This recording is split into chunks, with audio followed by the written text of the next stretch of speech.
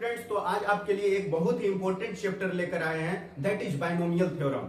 ये binomial theorem एक ऐसा चैप्टर है जो कि बहुत ही इजी चैप्टर है। आप इसमें 100% मार्क्स गेन कर सकते हैं, लेकिन इसके लिए आपका कॉन्सेप्ट 100% क्लियर होना चाहिए। अगर आपका कॉन्सेप्ट क्लियर है, आप बहुत कम भी क्वेश्चन प्रैक्टिस किए हैं, ये मैटर नहीं करेगा, लेकिन आपको टॉपिक वाइज कॉन्सेप्ट क्लियर होना चाहिए। तो अपन इस जेईई मेन 2025 को टारगेट कर रहे हैं, उसी के लिए आपको ये वन शॉट वीडियो लेकर आए हैं। तो आप ये पूरे वीडियो को कंप्लीटली देखें। आप अपने कॉपी और पेन पे पूरा कॉन्सेप्ट नोट डाउन करते चलिए। आप एट द एंड ये फील कीजिएगा कि binomial theorem is one of the easiest chapter and you will get 100% marks in this chapter. So I am going to start this chapter, that is binomial theorem. तो binomial का मतलब आपको पता होगा कि यहाँ पे कोई दो टर्म आपको गिवन रहता है और उस दो टर्म के एक्सपेंशन के बारे में अपन डिस्कस करते हैं। आप अपने बचपन क्लास में a प्लस बी का होल स्क्वायर पढ़े होंगे, a प्लस बी का होल क्यूब पढ़े होंगे, a माइनस बी का होल क्यूब पढ़े होंगे, a माइनस बी का होल स्क्वायर पढ़े होंगे। ये सारा चीज आप पढ़े होंगे, लेकिन उस टाइम आपको ये नहीं बताया जाता है किस तरीके से ये आया। अगर बताया भी जाता है तो आपको अलजेब्रिक मल्टीप्लीकेशन से बताया जाता है, note by the concept of binomial theorem. लेकिन आप जब 11th क्लास में आते हैं तो जब आपको बाइनोमियल पढ़ाया जाता है तब बताया जाता है कि वो कैसे आया था। ठीक है, तो यहाँ पर बड़े से बड़े पावर को आप इजिली हैंडल कर सकते हैं अगर आपको बाइनोमियल थ्योरम का कॉन्सेप्ट आता है तो। सपोज आपको अपन स्टार्ट करते हैं, अगर आपको x प्लस वाई पर पावर n का एक्सपेंशन लिखना है, ठीक है, तो आप किस तरीका से एक्सपेंशन लिखिएगा।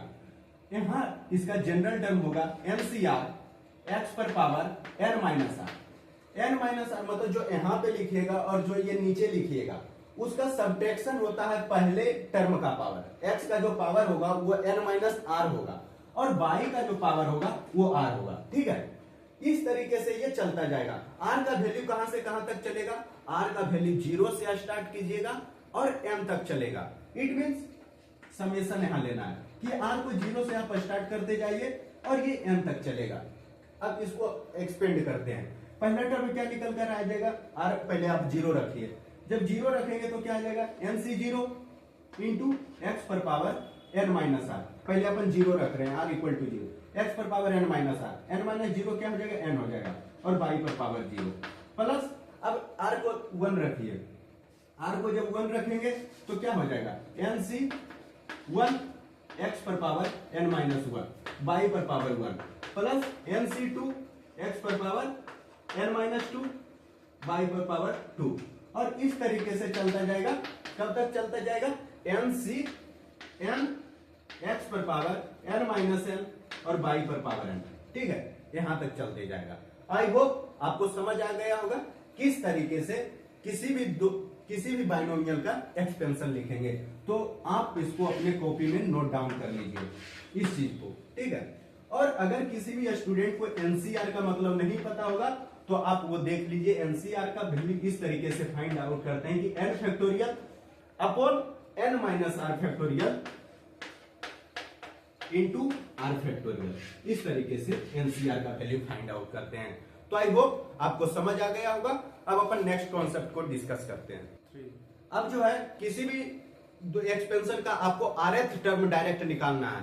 हो सकता है कि उस एक्सपेंशन में आपको 8, 10 टर्म, 1 लाख टर्म आपका गिवन है, लेकिन आपको बोल रहा है कि 8th टर्म निकालिए, 6th टर्म निकालिए, 5th टर्म निकालिए।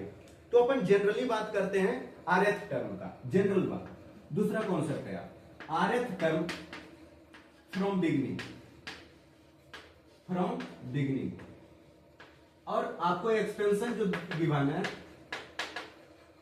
आपको एक मान लीजिए x प्लस वाई पर पावर होल n, ये होल x प्लस वाई का होल पावर n है और आपको rth टर्म निकालना है कि आप इस एक्सपेंशन का rth टर्म निकालिए। ठीक है, तो आप क्या कीजिए, इसका rth टर्म जो होगा वो NCr माइनस 1 होगा। मतलब आपको अगर 7th टर्म निकालना है तो यहाँ पे 6 लिखिएगा। ठीक है, 8th टर्म निकालना है तो 7 लिखिएगा, 10th टर्म निकालना है तो 9th लिखिए। मतलब एक कम यहाँ पे NCr माइनस 1 और x का पावर क्या हो जाता है, इस दोनों का सब्ट्रैक्शन। यहाँ पे क्या है n और यहाँ पे है r minus 1 minus r minus 1। ठीक, और y का पावर क्या हो जाता है, ये नीचे वाला, मतलब y का पावर क्या आ जाएगा, r माइनस 1। ठीक है, आप जो है इसको और अच्छे तरीके से लिखेंगे तो क्या आएगा, n C r minus one और एक्स पर power n minus r plus one और वाई पर पावर आर माइनस वन।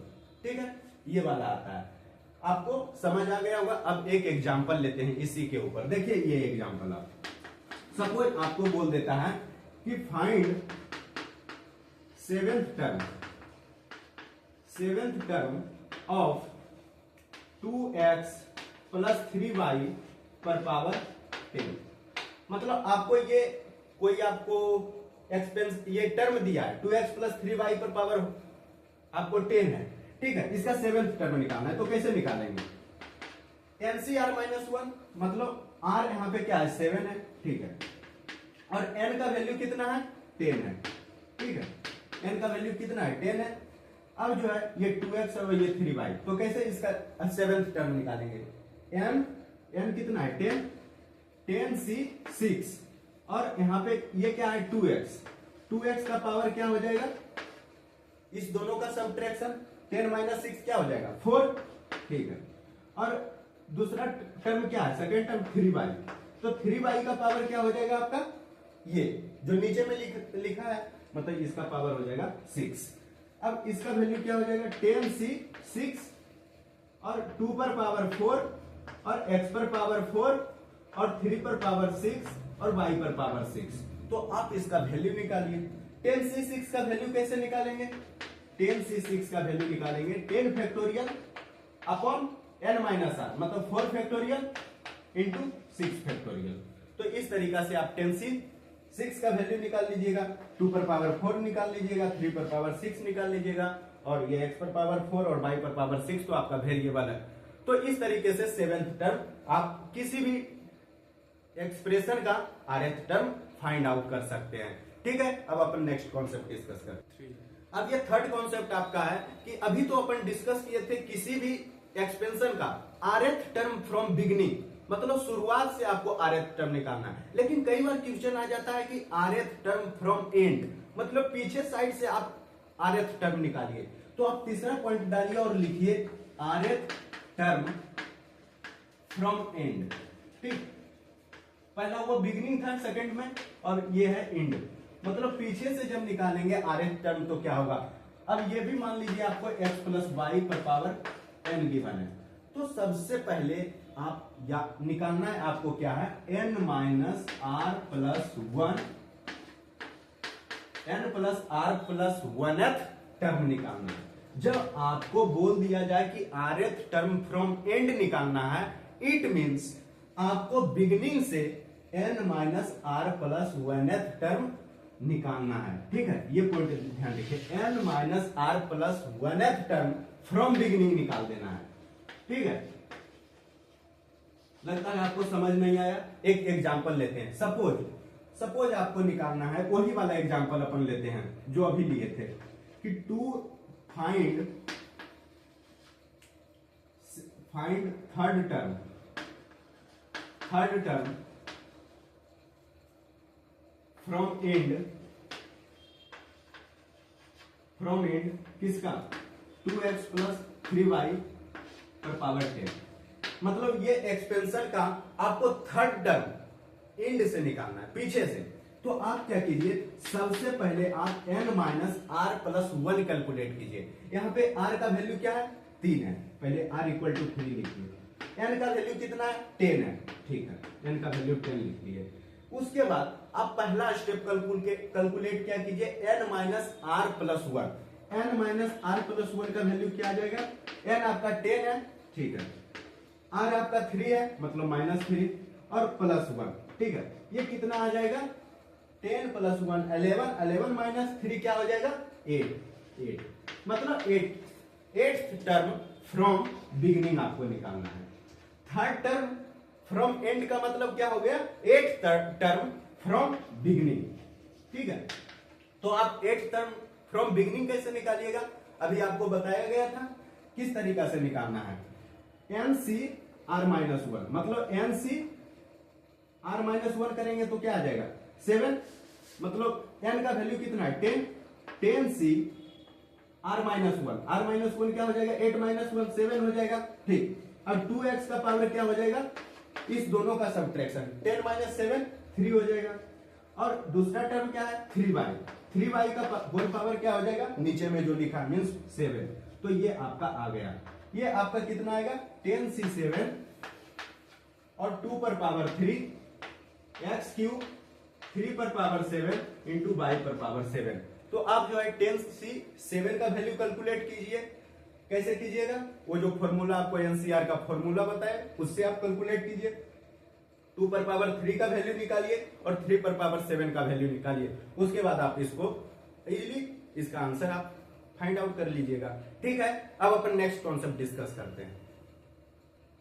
अब आप देख रहे होंगे कि मैंने एक आपके लिए एक डायरेक्टली क्वेश्चन लिख दिया, तो इसका कोई आपको हेडिंग नहीं दिलवा सकते थे, इसलिए अपन डायरेक्टली क्वेश्चन से ये कॉन्सेप्ट समझते हैं। बहुत बार जेई मेन के पेपर में या किसी भी जेई एडवांस के पेपर में भी कभी कभी ये थोड़ा इजी सवाल पूछ लिया जाता है कि फाइंड कोफिशिएंट ऑफ x पर पावर 32 इन दिस एक्सपेंशन। मतलब इस एक्सपेंशन में x पर पावर 32 का कोफिशिएंट का वैल्यू क्या होगा। ठीक है, तो ऐसा क्वेश्चन जब भी दिखे मेरे भाई, सबसे फर्स्ट स्टेप आपको क्या करना है, जनरल टर्म लिखना है। पहला स्टेप क्या करना, जनरल टर्म लिखना है। तो वो जनरल टर्म कैसे लिखेंगे अपन, उसके बारे में डिस्कस करते हैं। जनरल टर्म आपको बताया गया था पहला पॉइंट में ही लिखने के लिए। ये n का वैल्यू यहाँ पे क्या है 15। ठीक है, तो जनरल टर्म कैसे लिखते हैं, देखिए आप 15 जो यहाँ पे लिखा रहेगा 15CR और x पर पावर, आपको स्टार्टिंग में क्या बताए थे कि जब x प्लस वाई पर पावर n रहेगा तो कैसे लिखेंगे इसका जनरल टर्म। इसका जनरल टर्म अपन लिखते हैं NCR x पर power n minus r into y पर पावर r। इस तरीके से जनरल टर्म लिखते हैं। उसी तरीका से यहां भी जनरल टर्म लिखिए। क्या लिखेंगे 15CR और x के जगह यहाँ x है, उसके जगह यहाँ पे क्या है x पर पावर 4, तो x पर पावर 4 लिख दिए। इसका क्या आ जाएगा होल पावर 15 माइनस r, तो 15 माइनस r दे दिए। और दूसरा टर्म क्या है -1 अपॉन एक्स क्यूब, तो -1 अपॉन एक्स क्यूब अपन डाल देंगे। दूसरा टर्म इसका पावर क्या हो जाएगा, वो जो नीचे लिखा है मींस r हो जाएगा इसका पावर। ठीक है, अब इसको कैलकुलेट कीजिए, तो 15CR ये वाला हो जाएगा और ये वाला क्या हो जाएगा x पर पावर, x का पावर क्या हो जाएगा, ये दोनों मल्टीप्लाई कर जाएगा 15 minus r into 4 means 60 minus 4r हो जाएगा। ठीक है, अब क्या है -1 पर पावर r हो जाएगा ऊपर में और नीचे में आपका क्या आ जाएगा x पर पावर 3r। ठीक है, ये आ गया। अब जो है और इसको फर्दर इसको कैलकुलेट कीजिएगा तो क्या आ जाएगा 15CR और x पर पावर, ये x का पावर है ये भी x का पावर है और दोनों डिवीजन में है, तो एक्सपोनेंट लोग क्या कहेगा कि इसका होल पावर क्या हो जाएगा 16 माइनस 4r माइनस 3r, ये हो जाएगा और -1 पर पावर r हो जाएगा। ठीक है, अब देखिए और फर्दर कैलकुलेट कीजिएगा तो ये क्या हो जाएगा x पर पावर 60 माइनस 7r। ठीक है, अब जो है -1 पर पावर r आ जाएगा। ठीक है, अब यहाँ पे क्या बोला गया था कि आप x पर पावर 32 का कोफिशिएंट फाइंड आउट कीजिए। इट मींस कि इसका जो वैल्यू होगा x का जो वैल्यू x के पावर का जो वैल्यू होना चाहिए वो 32 के बराबर होना चाहिए। तो इस जनरल टर्म के वैल्यू को आप इससे इक्वेट कर दीजिए, मींस 60 माइनस 7r का वैल्यू आपका 32 के इक्वल होना चाहिए। यस, तो आप जो है यहाँ पे 60 माइनस 7r का वैल्यू आप 32 के इक्वल कर दीजिए। तो यहां से आप इक्वेशन देखिए और r को कैलकुलेट कीजिए, तो इधर जब 32 लाइएगा तो क्या आ जाएगा 60, ये 7r इक्वल टू हो जाएगा 60 माइनस 32। ठीक है, अब इसको जब सब्ट्रैक्ट कीजिएगा तो क्या आ जाएगा, ये आपका 7r इक्वल टू 28 आ जाएगा, r इक्वल टू आपका 4 आ जाएगा। r का वैल्यू कितना आ गया 4 आ गया। जब r का वैल्यू 4 आ गया तो आप इसका कोफिशिएंट क्या हो जाएगा आपका 15C4 माइनस 1 पर पावर r। इसका कोफिशिएंट तो यही है, क्या है 15CR और -1 पर पावर r था इसका कोफिशिएंट। ठीक है, तो 15CR क्या हो जाएगा मींस 15C4 माइनस 1 पर पावर 4। ठीक है, आप 15C4 NCR का फॉर्मूला यूज करके आप कैलकुलेट कर लीजिए और -1 पर पावर 4 का वैल्यू क्या हो जाएगा, 1 हो जाएगा। इट मींस आपको इसका कोएफिशिएंट मिल गया। ठीक है, अब अपन नेक्स्ट कॉन्सेप्ट डिस्कस करते हैं।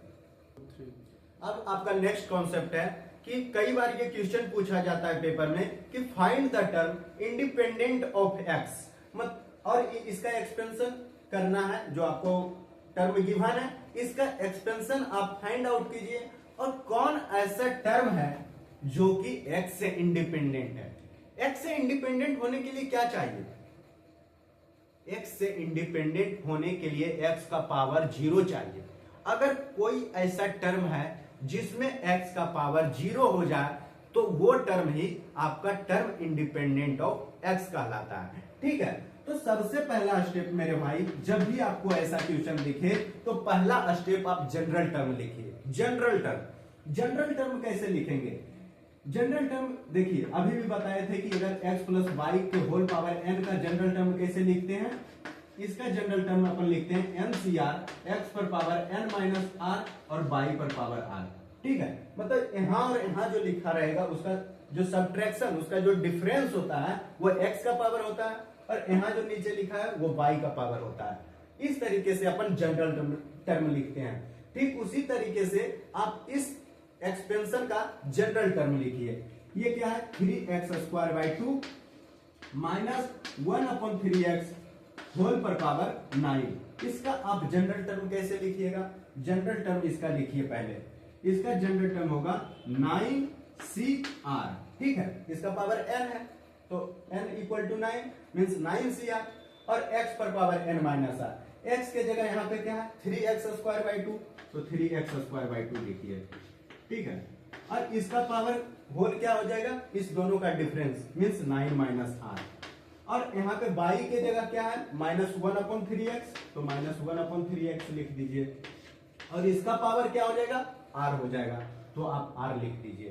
ठीक है, उसके बाद आप फर्दर कैलकुलेट कीजिए 9CR, और इसका पावर क्या हो जाएगा 3/2 पर पावर क्या हो जाएगा 9 माइनस r, और x² का पावर क्या हो जाएगा 2 into 9 minus r means 18 minus 2r। ठीक है, और ये क्या हो जाएगा -1 पर पावर r, और नीचे में भी क्या हो जाएगा 3 पे पावर r और x पे पावर r, ये हो जाएगा। ठीक है, अब जो है x का पावर ऊपर 18 माइनस 2r है और नीचे x पर पावर r है, तो ओवरऑल x का पावर क्या हो जाएगा, आप इसको फर्दर कैलकुलेट कीजिए। 3/2 का पावर हो जाएगा 9 माइनस r, और x का पावर क्या हो जाएगा 18 माइनस 2r ऊपर है और नीचे r है, और दोनों सब्ट्रैक्ट होगा पावर क्योंकि डिवाइड में है, तो ये क्या हो जाएगा 18 माइनस 3r। ठीक है, इंटू -1 पे पावर r अपॉन 3 पे पावर r। ठीक है, आप ये सब भूल जाइए, इसको भी भूल जाइए, इसको भी भूल जाइए। आपका फोकस होना चाहिए कि x पे क्या पावर है। ठीक है, x का पावर क्या है 18 माइनस 3r, तो 18 माइनस 3r को अपन को क्या बनाना है 0। अभी बताए थे कि वो टर्म इंडिपेंडेंट ऑफ x होता है जब x का पावर 0 हो जाए। इसका मतलब अगर 18 माइनस 3r यहाँ पे 0 हो जाएगा तो वही टर्म आपका इंडिपेंडेंट ऑफ x कहलाएगा। तो सबसे पहले आप 18 माइनस 3r को 0 से इक्वेट कीजिए, मीन्स 18 माइनस 3r को 0 से इक्वेट जब करेंगे इट मीन्स मेरा वैल्यू r का 6 आ जाएगा, r इक्वल टू 6 आ जाएगा। जब r इक्वल टू 6 आ गया मीन्स जो 6th टर्म होगा वो टर्म इंडिपेंडेंट ऑफ x हो जाएगा। तो 6th टर्म कैसे फाइंड आउट करेंगे, 6th टर्म फाइंड आउट करने के लिए आपको बताए थे स्टार्टिंग में rth टर्म कैलकुलेट करने के लिए। rth टर्म कैसे कैलकुलेट करते हैं, सपोज 6th टर्म कैलकुलेट करना है, 6th टर्म कैसे कैलकुलेट करेंगे 9c5 मतलब NCR -1 बताए थे, और 3x² 2, और इसका पावर क्या हो जाएगा 9 माइनस 5 4 हो जाएगा। आप इतना मत कीजिए, अगर ये नहीं भी कीजिएगा आप यहाँ पे वैल्यू पुट करते चल जाइएगा, यहाँ नहीं। इस पे क्या है 9c5 हो गया 3x² पर पावर 4 हो गया। अब क्या है -1/3x, इस पे पावर क्या हो जाएगा आपका, इसके पावर क्या हो जाएगा ये 5, ये जो है आपका टर्म इंडिपेंडेंट ऑफ एक्स हो गया। आई होप आपको समझ आ गया होगा। अब अपन नेक्स्ट कॉन्सेप्ट डिस्कस करते हैं। अब नेक्स्ट कॉन्सेप्ट है कि किसी भी एक्सपेंशन का आपको जब मिडिल टर्म निकालने के लिए बोल दिया जाए तो आप किस तरीका से निकालिएगा। तो ये हेडिंग है कि मिडिल टर्म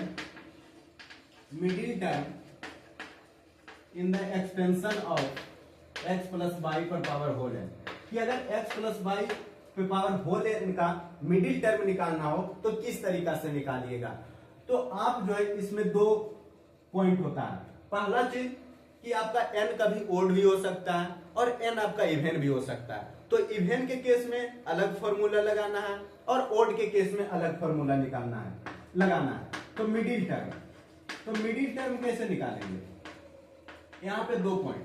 सबसे पहले कि जब n इवन हो, n इज इवन, ठीक है, और दूसरा केस क्या होगा कि n ओड हो, ठीक है। जब n ओड होगा मेरे भाई तो दो टर्म आपके एक्सपेंशन में मिडिल टर्म कहलाएगा। ध्यान से सुनिए, जब n ओड होगा तो उस एक्सपेंशन का दो टर्म मिडिल टर्म कहलाएगा। पहला टर्म आपका n प्लस 1/2, ये भी टर्म आपका मिडिल कहलाएगा, n प्लस 1/2 टर्म, और दूसरा n प्लस 3/2 टर्म भी आपका मिडिल कहलाएगा। जब n ओड होगा तो ये दोनों टर्म मिडिल टर्म उस एक्सपेंशन का कहलाएगा। लेकिन जब बात करें n इवन हो तो n इवन के केस में एक टर्म आपका मिडिल टर्म होगा। वो कौन सा टर्म होगा, n/2 प्लस 1th टर्म, ठीक है। n/2 प्लस 1th टर्म आपका ये मिडिल टर्म होगा जब n इवन होगा। ये दोनों पॉइंट आप नोट डाउन कर लीजिए। इसके ऊपर अपन एक छोटा सा एग्जांपल लेते हैं। सपोज आपको एक क्वेश्चन दे दिया जाए कि find middle term of x plus 2 पर पावर होल 10, कि आपको x प्लस 2 के होल पावर 10 है, आप इसका मिडिल टर्म निकालिए, ठीक है, इस एक्सपेंशन का। सबसे पहले मेरे भाई फोकस कीजिए इस पे, n क्या है, 10 है, मींस n आपका इवन है, तो ऊपर वाला केस आपका आ गया। तो n इक्वल टू क्या है, 10 है, और 10 आपका क्या है, इवन नंबर है, मींस ऊपर वाला केस होगा। तो मिडिल टर्म क्या हो जाएगा, मिडिल टर्म कौन सा हो जाएगा, मिडिल टर्म होगा n/2 plus 1th term, n/2 plus 1th term, ठीक है। तो n/2 क्या हो जाएगा, 10/2 5 हो जाएगा, और 5 प्लस 1 6, मतलब 6th टर्म। इस एक्सपेंशन का 6th टर्म जो होगा वो मिडिल टर्म कहलाएगा। तो 6th टर्म कैसे निकालेंगे, आपको मैं सबसे पहला पॉइंट यही बताया था कि किसी भी एक्सपेंशन का rth टर्म कैसे फाइंड आउट कीजिएगा। जब 6th टर्म निकालना है तो कैसे निकालेंगे, 10 इसका बताए थे आपको NCR-1, तो n यहाँ पे कितना है, 10, मतलब 10c, 6th टर्म निकालना है तो नीचे क्या देंगे, 10c 5, और यहाँ पे x का पावर क्या हो जाएगा, इस दोनों का सब्ट्रैक्शन, मतलब 10 - 5 का सब्ट्रैक्शन 5, और 2 का पावर क्या हो जाएगा जो नीचे लिखा है, मतलब 2 पर पावर 5। ये वाला जो आपका टर्म निकल कर आएगा वो आपका मिडिल टर्म कहलाएगा। तो आई होप आपको समझ आ गया होगा। अब अपन नेक्स्ट कॉन्सेप्ट डिस्कस करते हैं।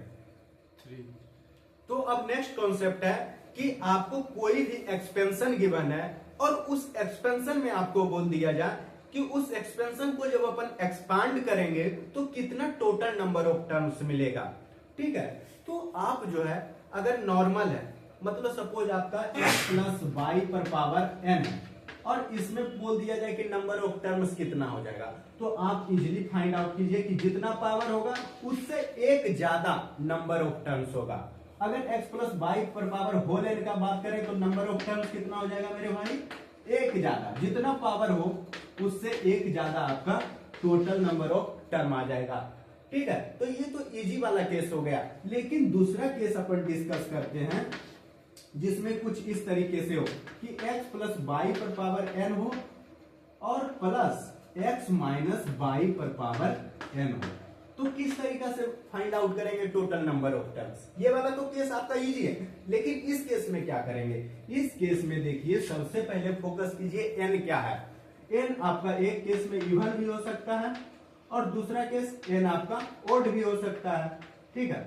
तो जब n आपका इवन हो तो आप जो है n/2 + 1 इतना टर्म होगा, ठीक है। n/2 + 1 टर्म होगा टोटल नंबर ऑफ टर्म, और जब n आपका ओड हो तो आपका हो जाएगा n + 1/2 टर्म, ठीक है। इस तरीका से आप टोटल नंबर ऑफ टर्म्स इस एक्सपेंशन का कैलकुलेट कर सकते हैं। n जब इवन होगा तो n/2 + 1, और जब n ओड होगा तो आपका n + 1/2 टर्म, ठीक है। अब थर्ड केस अपन डिस्कस करते हैं कि इस प्लस के जगह अगर माइनस आ जाए तो फिर क्या होगा, कि अगर x + y पर whole power n plus x minus y का होल पावर n हो जाए, तो इस केस में टोटल नंबर ऑफ टर्म्स क्या होगा। तो यहाँ पे दो केस यहाँ भी बनेगा, n इज इवन और दूसरा केस n इज ओड। तो यहाँ जब n इवन होगा तो आप total number of terms n/2 हो जाएगा, और जब n ओड होगा तो आपका ऊपर वाले केस ही n + 1/2 टर्म्स हो जाएगा, ठीक है। तो आपको कंफ्यूजन नहीं होना चाहिए इस दोनों में कि प्लस में यहाँ पे +1 हुआ और माइनस में नहीं हुआ। देखिए आप इसको किस तरीका से याद रखेंगे, जब प्लस होगा तो +1 कर दीजिए, और जब प्लस नहीं है तो सीधा n/2 कर दीजिए, और ओड वाले केस में तो दोनों सेम है। तो इस तरीका से आप इसको याद रखिए किस तरीके से total number of terms find out करना है। तो आपके लिए मैं एक एग्जांपल छोटा सा लेता हूं, उससे आपको और क्लैरिटी होगी कॉन्सेप्ट की, ठीक है। तो आप एक क्वेश्चन लिखिए पहले, कि आपका एक क्वेश्चन है कि x + 1 पर होल पावर 200 प्लस x - 1 पर पावर 200, ये आपको गिवन है, ये क्वेश्चन, ये एक्सपेंशन, और टोटल नंबर ऑफ टर्म्स बताना है। Find total number of terms, total number of terms, ठीक है। तो ये कौन सा केस हुआ, ये वाला केस हुआ, मतलब x के जगह x है, y के जगह 1 है, और ये प्लस है, ठीक है। ये प्लस आपको दिख गया, और n का वैल्यू कितना है 200, n का वैल्यू 200 है, मतलब n आपका इवन है। ये वाला केस हो गया ऊपर वाला, तो 200 है तो टोटल नंबर ऑफ टर्म्स क्या हो जाएगा n/2 + 1, n/2 मतलब n आपका 200 है, टोटल नंबर ऑफ टर्म्स क्या हो जाएगा, टोटल नंबर ऑफ टर्म्स क्या हो जाएगा n/2 + 1, n/2 कितना हो जाएगा 200/2 कितना हो जाएगा 100 + 1 मतलब 101, टोटल नंबर ऑफ टर्म्स कितना हो जाएगा 101, ठीक है। आई होप आपको तो आप देख रहे होंगे कि अब नेक्स्ट कॉन्सेप्ट के लिए मैंने एक डायरेक्टली आपके लिए क्वेश्चन ऊपर लिखा हुआ। तो ये क्वेश्चन इसलिए लिखा क्योंकि आप इसको डायरेक्ट कोई हेडिंग नहीं बोल सकते हैं। इस क्वेश्चन का एक टाइप है जो कि मेरे को लगता है कि 2025 में भी ये क्वेश्चन पूछा जाएगा कहीं ना कहीं, क्योंकि ये क्वेश्चन आप PYQ में भी देखिएगा भर भर के आता है, लेकिन बच्चे को पता नहीं होता कि एक्चुअली कॉन्सेप्ट इसके पीछे क्या है, किस तरीके से स्टेप बाय स्टेप इसको सॉल्व कर सकते हैं। तो वो चीज अपन डिस्कस करते हैं। ये क्वेश्चन क्या है कि फाइंड नंबर ऑफ टर्म्स, ये नहीं, ये नंबर ऑफ टर्म्स आपको फाइंड आउट करना है विथ रेशनल कोफिशिएंट, ठीक है। कोफिशिएंट क्या होना चाहिए, इरेशनल नहीं होना चाहिए, रेशनल होना चाहिए, ठीक है, विथ रेशनल कोफिशिएंट, और उसका एक्सपेंशन ये है, मतलब इसका एक्सपेंशन करना है, और कितने ऐसे टर्म होंगे जिसका कोफिशिएंट आपको रेशनल मिलेगा। सबसे पहला स्टेप इस ऐसे क्वेश्चन में आप जो है जनरल टर्म लिखिए। पहला कॉन्सेप्ट जनरल टर्म इसका लिखिए। तो मैंने आपको बताया था कि जब x + y पर पावर n का जनरल टर्म लिखना है तो किस तरीका से लिखते हैं, NCR x पर power n - r into y पर पावर r, इस तरीका से जनरल टर्म लिखते हैं किसी भी एक्सपेंशन का, ठीक है। उसी तरीके से इसका भी आप जनरल टर्म लिखिए। इसका जनरल टर्म क्या हो जाएगा 1024 CR, ठीक है। और x के जगह यहां क्या है हाई पर पावर 1/2, इसका होल पावर क्या हो जाएगा, इस दोनों का डिफरेंस मतलब 1024 - r, और ये y है, y की जगह क्या है 7 पे पावर 1/8 और इसका पावर क्या हो जाएगा r हो जाएगा। ठीक है, ये r हो गया। ठीक, और इसको फर्दर कैलकुलेट करते हैं तो 1024 CR 5 पर पावर 1024 माइनस r अपॉन 2, ये 5 का पावर हो गया। ठीक है, 7 का पावर क्या हो जाएगा r अपॉन 8। ठीक है, r अपॉन 8 हो गया। तो आप मेरे को बताइए कि r का कौन ऐसा वैल्यू है जो कि 5 को रेशनल रखे और r का कौन ऐसा वैल्यू है जो 7 को भी रेशनल रखे। ठीक है, सपोज 0 से स्टार्ट करते हैं, r इक्वल टू अपन 0 रखते हैं। ठीक है, r इक्वल टू 0 रखेंगे तो ये भी आपका कितना हो जाएगा 512 हो जाएगा और ये आपका 0 हो जाएगा, तो ये रेशनल हो गया। अब r का वैल्यू इसी तरीका से आप आगे बढ़ते जाइए, r का वैल्यू 2 रखिए, 3 रखिए, 4 रखिए, 5, इस तरीका से रखिएगा तो आप देखिएगा ये वाला तो नहीं कटेगा, ये वाला पूरा टर्म जो है कब ये रेशनल होगा 8 के मल्टीपल ही आपको ये रेशनल बना सकता है। मींस आप r का नेक्स्ट वैल्यू क्या लीजिएगा 8 लीजिएगा। ठीक है, 8 जब लेंगे तो ये वाला क्या बन जाएगा, ये आपका बनेगा कितना 1024 माइनस 8 अपॉन 2 कितना बनेगा, इस पे भी फोकस करना है क्योंकि ये भी रेशनल होना चाहिए। ये कितना हो जाएगा 1016 अपॉन 2, ये 508 आ जाएगा। मींस ये भी रेशनल। इस तरीके से आप आगे बढ़ते जाइए 0, 8, 16, 24 और इस तरीका से कब तक जाना है m तक जाना है। m कितना है आपका 1024, तो लास्ट वैल्यू कितना आ जाएगा 1024 r का वैल्यू। ठीक है, तो कितना टर्म हो गया आप बताइए, कितने नंबर ऑफ टर्म हो जाएंगे, आप इसको कैलकुलेट कर लीजिए। तो उतने ही नंबर ऑफ टर्म्स होंगे जिसके कोफिशिएंट रेशनल होंगे।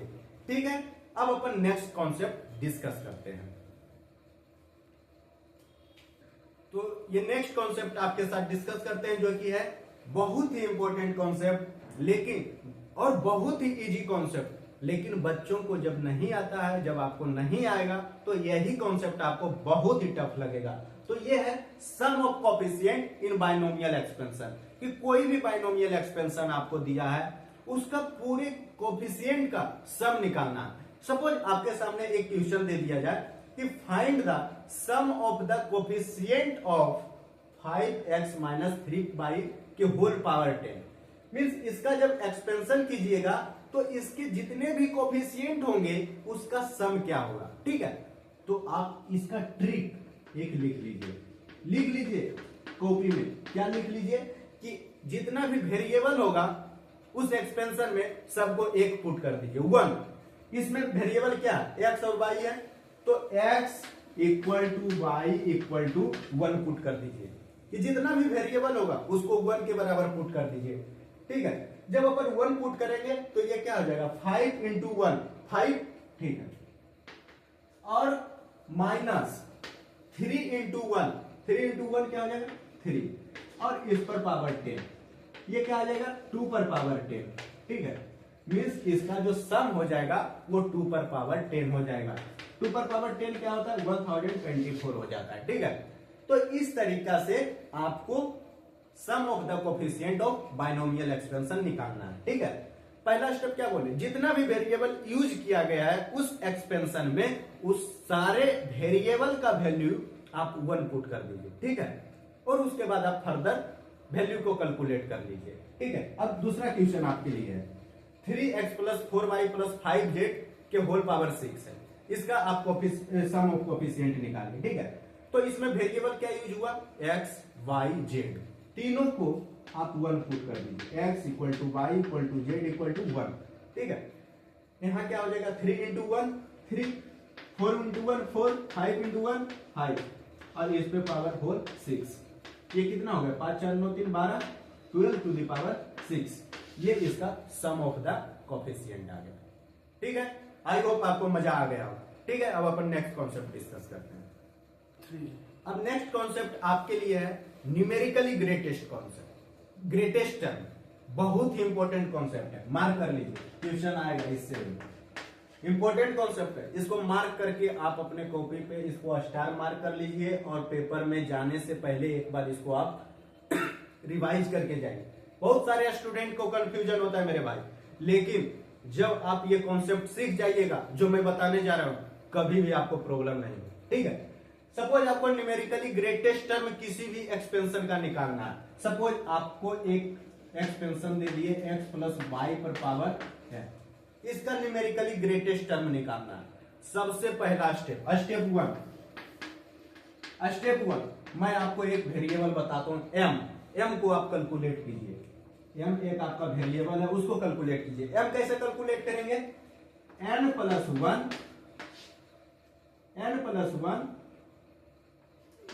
Upon 1 plus x upon y. इस तरीका से कैलकुलेट कीजिए, इस तरीके से कैलकुलेट कीजिए आप m को। ठीक है, m को कैलकुलेट कर लीजिए। x क्या है? पहला टर्म, y क्या है? दूसरा टर्म, और इसमें मोड लगा है मेरे भाई, और n क्या है? जो पावर है, मींस m आपका कैलकुलेट हो गया। ठीक है, m जब आप कैलकुलेट कीजिएगा तो हो सकता है m आपका इंटीजर भी है, हो सकता है m आपका इंटीजर नहीं है, क्योंकि डिवीजन का प्रोसेस है मेरे भाई। तो m दोनों केस हो सकता है, m आपका डेसिमल में भी आ सकता है, m आपका इंटीग्रल वैल्यू भी आ सकता है। तो क्या करेंगे? केस वन, पहला केस वन कि if m is an integer, कि अगर m इंटीजर हो तो क्या होगा? अगर m इंटीजर होगा मेरे भाई तो आपका TMth and Tm plus 1th term greatest होगा। ठीक है, जब m आपका इंटीजर होगा ना मेरे भाई, तो आपका TMth टर्म भी ग्रेटेस्ट होगा और m प्लस 1th टर्म भी आपका ग्रेटेस्ट होगा। ठीक है, जब m इंटीजर होगा तब। लेकिन दूसरा case, if m is not an integer, m is not an integer, तब क्या करेंगे? तब इस तरीके से आपको ग्रेटेस्ट टर्म निकालना है। तब आपका जो ग्रेटेस्ट टर्म होगा वो हो जाएगा GIF of m plus 1th term will be greatest term. GIF है ये, कि जो आपका इंटीग्रल, जो आपका डेसिमल वैल्यू आएगा m का, उसका आपको GIF मतलब ग्रेटेस्ट इंटीजर फंक्शन निकाल लीजिएगा, प्लस 1 कर दीजिएगा, वो वाला टर्म आपका ग्रेटेस्ट होगा। ठीक है, आई होप आपको बहुत अच्छे से समझ आ गया होगा कि m इंटीजर होगा तो दो टर्म आपका ग्रेटेस्ट में काउंट करेंगे, और जब m इंटीजर नहीं होगा तो GIF of m plus 1th term आपका ग्रेटेस्ट टर्म कहलाएगा। ठीक है, अपन इसके ऊपर एक एग्जांपल लेते हैं जिससे कि आपको और क्लैरिटी इस कॉन्सेप्ट का मिले। ठीक है, तो इसको ऊपर इरेज करते हैं। तो देखिए एक क्वेश्चन अपन लिखते हैं कि find numerically greatest term, numerically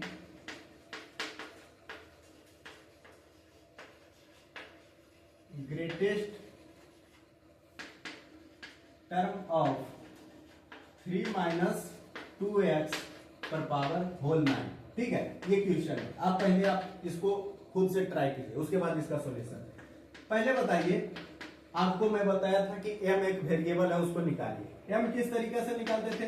n plus 1 upon 1 plus ay, इस तरीके से x y y इस तरीके से लिखे थे। ठीक है, ये बताइए m क्या है? 9 प्लस 1 क्या हो जाएगा? 10, और 1 प्लस। ठीक है, अब ये बताइए x क्या है? पहला टर्म आपका 3 है, 3 लिख लीजिए। दूसरा टर्म y है, लेकिन बताइए y की जगह आपका माइनस 2x है। ठीक है, जब 2x है तो आप कहिएगा कि नीचे हम x लिखें क्या? नहीं मेरे भाई, जब आपको x क्लियर नहीं हो कि x आपको क्या लेना है, तो आप x को 1 लीजिए। क्या लेना? 1 लेंगे। जब 1 लेंगे तो ये क्या हो जाएगा? -2। ठीक है, मीन्स नीचे आपका -2 आ गया। ठीक है, अब ये बताइए, इसको पूरा कैलकुलेट करेंगे। 10 अपॉन 1 प्लस, ये क्या हो जाएगा? मोड है, -3/2 मोड से बाहर आएगा, 3/2 बनेगा। ठीक है, अब क्या बनेगा, 10 अपॉन, इसको आप कैलकुलेट कीजिए तो 5/2 आ जाएगा। जब 5/2 आया तो इसका ओवरऑल वैल्यू आपका 4 निकल कर आ जाएगा। इट मीन्स m आपका क्या आया, इंटीग्रल वैल्यू आया। मीन्स पहला वाला केस m इंटीजर है, मीन्स कौन सा टर्म आपका ग्रेटेस्ट होगा, एक तो mth टर्म और एक m plus 1th term. m क्या आया, 4, means 4th term and 5th term will be greatest. 4th and 5th term will be greatest. अब 4th टर्म आपको निकालना आता है, क्योंकि आपको मैं rth टर्म निकालना बताया था। उस तरीके से 5th टर्म भी कैलकुलेट कीजिएगा, वही टर्म आपका न्यूमेरिकली ग्रेटेस्ट टर्म कहलाता है मेरे भाई। आई होप आपको बहुत अच्छे से क्लियर होगा। अब अपन नेक्स्ट कॉन्सेप्ट डिस्कस करते हैं। अब आपके साथ एक बहुत ही इंपॉर्टेंट कॉन्सेप्ट जिसमें आपको बहुत ज्यादा कंफ्यूजन होता है, और कंफ्यूजन भी टॉपिक है और क्वेश्चन भी बहुत ज्यादा पूछा जाता है। मेरे को ऐसा लगता है ऑलमोस्ट हर पेपर में डिविजिबिलिटी प्रॉब्लम्स का क्वेश्चन आते ही आते हैं। कभी कभी एडवांस में भी पूछ लिया जाता है ऐसा क्वेश्चन, क्योंकि आप इसमें कंफ्यूज रहते हैं और एडवांस वाले को पता है कि आपको जिस टॉपिक में कंफ्यूजन रहता है उसी से क्वेश्चन आईआईटी में पूछा जाता है।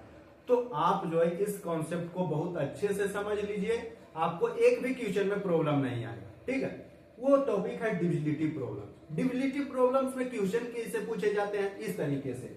अपन एक क्वेश्चन आपके सामने लिखते हैं कि फाइंड रिमाइंडर, कि आपको रिमाइंडर फाइंड आउट करना होता है कि फाइंड रिमाइंडर व्हेन, अपन एक क्वेश्चन लेते हैं व्हेन 2 पर पावर 100 इज डिवाइडेड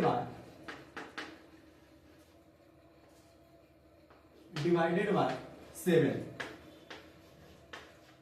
मतलब 2 पर पावर 100 को जब अपन डिवाइड करेंगे 7 से, जब इसको 7 से भागा देंगे तो इसका शेषफल कितना आएगा, ये चीज आपको बताना है। ठीक है, तो सबसे पहले मेरे भाई ये बताइए कि 2 पर पावर 100 को कैसे लिखेंगे। 2 पर पावर 100 का मतलब आप क्या समझते हैं, 2 into 2 into 2 into 2 into 100 times, ये इसका मतलब हुआ।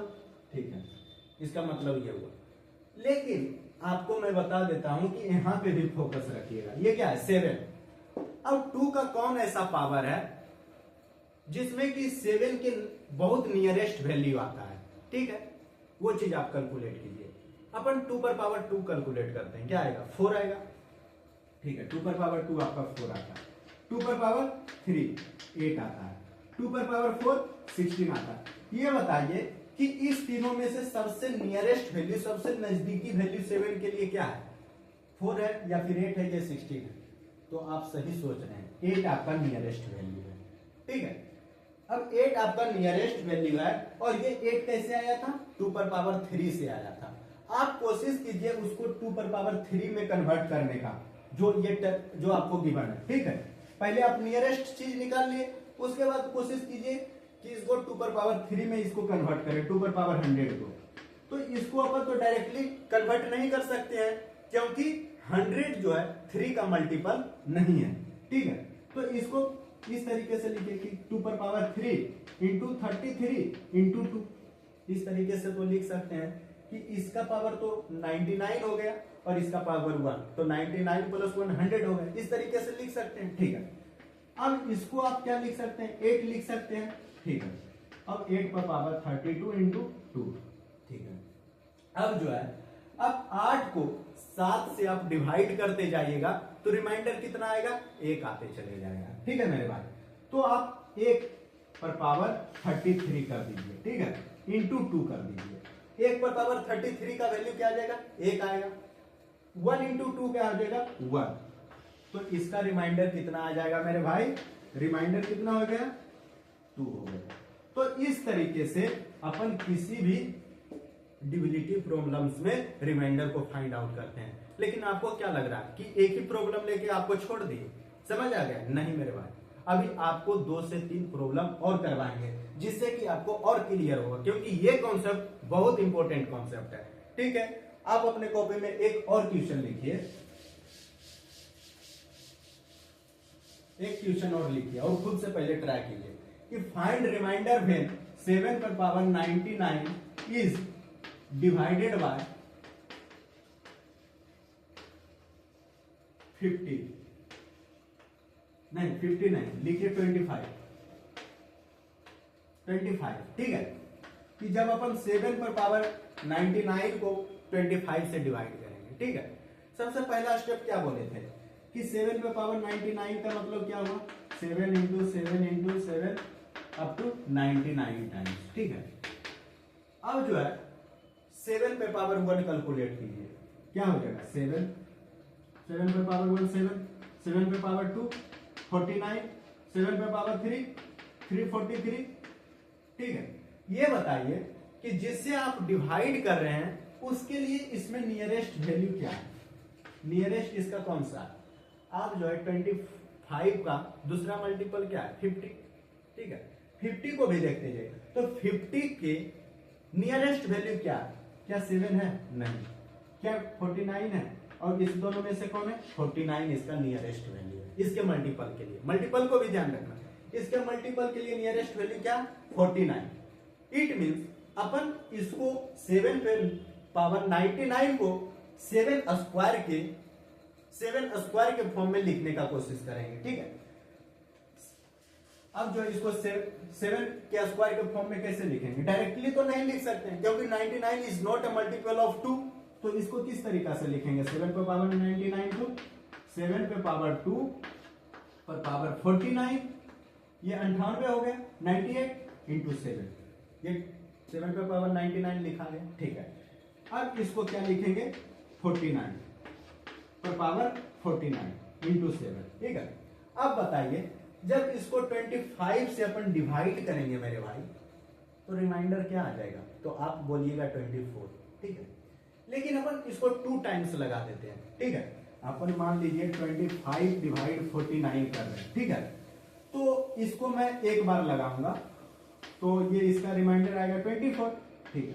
लेकिन अपन मान लीजिए उतना ज्यादा बड़ा वैल्यू नीचे नहीं लाना चाहते हैं, सपोज अपन आप इसको 2 से लगा देते हैं, ठीक है, 2 टाइम्स मल्टीप्लाई, तो ये 50 आ जाएगा, यहाँ पे रिमाइंडर कितना आएगा -1, ठीक है। तो आप जो है ये मतलब जो आप डिवीजन पढ़े उस पर फोकस नहीं कीजिए, ऐसा फोकस कीजिए यहाँ नीचे कम आना चाहिए, तो ये -1 है, तो यहाँ पे -1 पुट कीजिए, ठीक है। -1 पुट करेंगे, उसका होल पावर क्या है 49 इंटू 7, ठीक है। अब ओवरऑल ये निकल करके आ जाएगा -7, ठीक है। अब आप ये दुविधा में पड़ चुके हैं, अब ये सोच रहे हैं कि आज तक जिंदगी में किसी भी डिवीजन का रिमाइंडर निगेटिव नहीं आता, यहाँ कैसे निगेटिव आ गया, इसलिए निगेटिव आ गया क्योंकि मैं आपको क्वेश्चन सॉल्व करने का तरीका बता रहा हूं, ठीक है। जब -7 आ जाए, जब रिमाइंडर निगेटिव आ जाए, तो आपको क्या करना है, रिमाइंडर फाइंड आउट करने के लिए आप जो है इससे इसको सब्ट्रैक्ट कर दीजिए, जिससे आप डिवाइड कर रहे हैं ना उससे इसको सब्ट्रैक्ट कीजिए, मतलब 25 - 7 कर दीजिए। 25 - 7 जब करेंगे क्या आ जाएगा 18, ये आपका फाइनल आंसर है। किसका रिमाइंडर कितना है 18, ठीक है। तो आई होप आपको समझ आ गया होगा, ठीक है। देखिए भाई, अगर आपको नहीं समझ आया, वीडियो को पीछे करके आप जरूर 1-2 बार जरूर देखिए और इस पे बेस्ड प्रॉब्लम को आप प्रैक्टिस कीजिए, क्योंकि प्रैक्टिस से ही आपका परफेक्शन आपके अंदर आएगा, ठीक है। आपके लिए मैं एक क्वेश्चन लिख देता हूं, आप उस क्वेश्चन को सॉल्व कीजिएगा। एक क्वेश्चन मैं आपको दे देता हूं, आप उसको खुद से ट्राई कीजिएगा कि फाइंड रिमाइंडर व्हेन 32 पर पावर 32, मतलब इसके भी पावर 32 है, इसके भी पावर 32, जब when it is divided by 7, तो रिमाइंडर क्या होगा, इसको आप सॉल्व कीजिएगा और अपना आंसर कमेंट बॉक्स में दीजिएगा। मैं आपको बताऊंगा कि आंसर, अगर आपको कमेंट में लिखना नहीं है तो मैं आपको आंसर बता देता हूं कि इसका आंसर आपको 4 मिलेगा।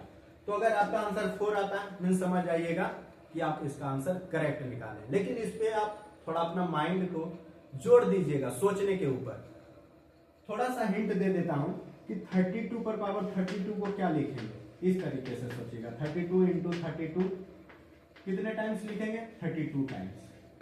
ठीक है, अब 32 टाइम्स लिखे और जब 7 से इसको डिवाइड करेंगे मेरे भाई, तो रिमाइंडर यहाँ पे कितना आएगा, 4 आएगा। 4 इंटू 4 इस तरीके, मीन्स 4 पर पावर इसको 32 अब लिख देंगे।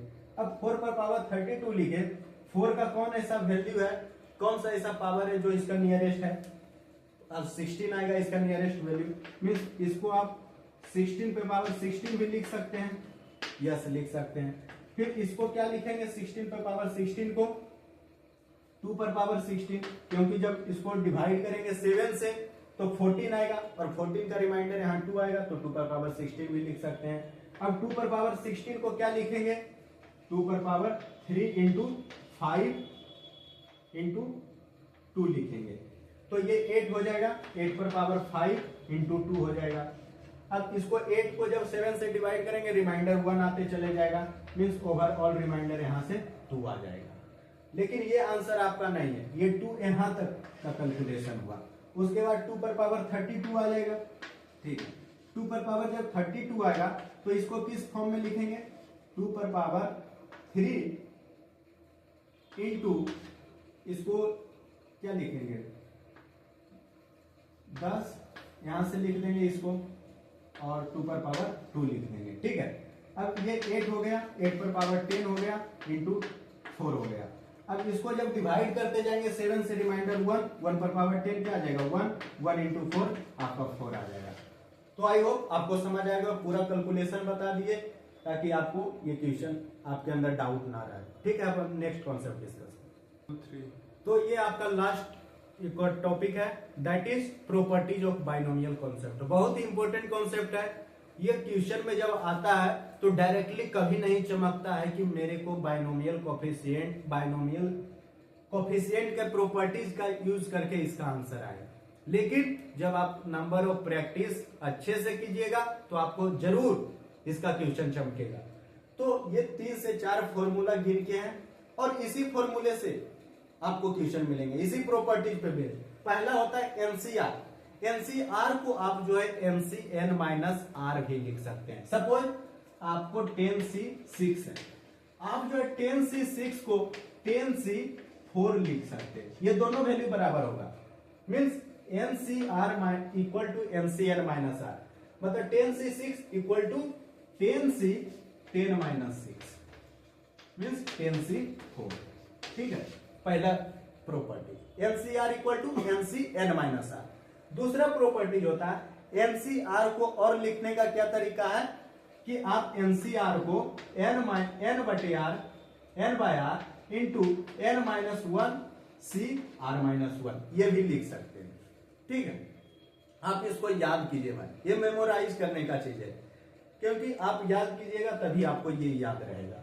ठीक है, अब जो है तीसरा प्रॉपर्टी एनसीआर। एनसीआर को आप और कैसे लिख सकते हैं, r plus 1 upon n plus 1 into n plus 1 C r plus 1। देखिए भाई, इसमें अपन कुछ नहीं कर सकते, याद करने वाली चीज है, आपको याद करना पड़ेगा।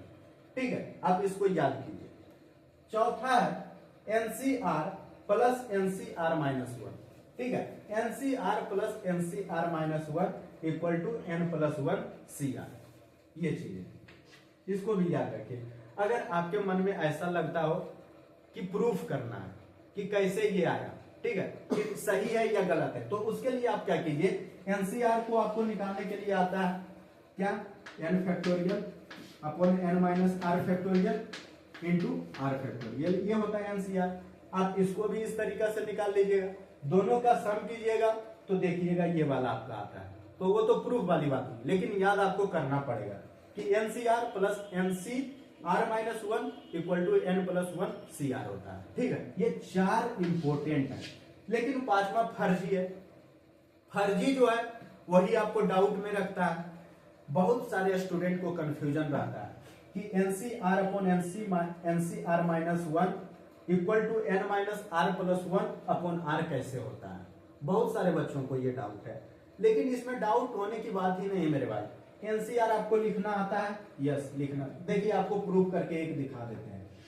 यहां देखिए एमसीआर को अपन क्या लिखेंगे, n factorial upon n minus r factorial into r factorial, ये हो गया एनसीआर। अब नीचे क्या है, एनसीआर माइनस वन है, तो एनसीआर माइनस वन को कैसे लिखेंगे, n factorial upon n minus r minus one, मतलब n minus r plus one factorial into r minus one factorial, ये लिखेंगे। ठीक है, इतना लिख दिए। आई होप आपको इधर आप इसको राइट डाउन कर लिया होंगे। देखिए इसका प्रूफ आपको बता रहे हैं, तो इसको कैसे लिखेगा, अब ऊपर क्या है, n factorial upon n minus r factorial into r factorial. अब जो नीचे है ये ऊपर जाएगा, means n minus r plus one factorial ऊपर चला गया into r minus one factorial ऊपर है, अपॉन नीचे क्या आ जाएगा, n फैक्टोरियल, ये वाला आ गया। ठीक है, अब जो है n फैक्टोरियल कैंसिल आउट हो जाएगा। अब जो है ये बताइए n माइनस आर फैक्टोरियल ये वाला था, तो n minus r plus one है, तो उसको क्या लिखेंगे, n minus r plus one into n minus r factorial, इसको लिख सकते हैं इसको, यस। और r माइनस वन फैक्टोरियल को क्या लिख सकते हैं, r माइनस वन फैक्टोरियल ही रहने देते हैं उसको। ठीक है, अब नीचे देखिए, नीचे क्या करेंगे, n माइनस आर फैक्टोरियल है, तो इसको ऐसे रहने दीजिए n माइनस आर फैक्टोरियल को, और r फैक्टोरियल को क्या लिख सकते हैं, r into r minus one factorial. ठीक है, तो r minus one factorial cancel out हो गया, n minus r factorial cancel out हो गया, बचा क्या, n minus r plus one बचा। ठीक है, और नीचे आपका r बचा। तो इस तरीके से आप इसको प्रूव कर सकते हैं, लेकिन मेरा आपसे रिक्वेस्ट है कि आप इस प्रॉपर्टीज को याद रखिए, और आप जो है PYQ का क्वेश्चन जब कीजिए तो हो सकता है अगर प्रॉपर्टीज नहीं याद है तो कुछ टाइम तक आप इस प्रॉपर्टीज को अपने एक सीट में लिखकर बैठिए जब क्वेश्चन सॉल्व कीजिए, तो इससे आपको याद हो जाएगा। ठीक है, थैंक यू। आज का लेक्चर यहीं खत्म करते हैं। I hope you are doing great for your preparation. Thank you.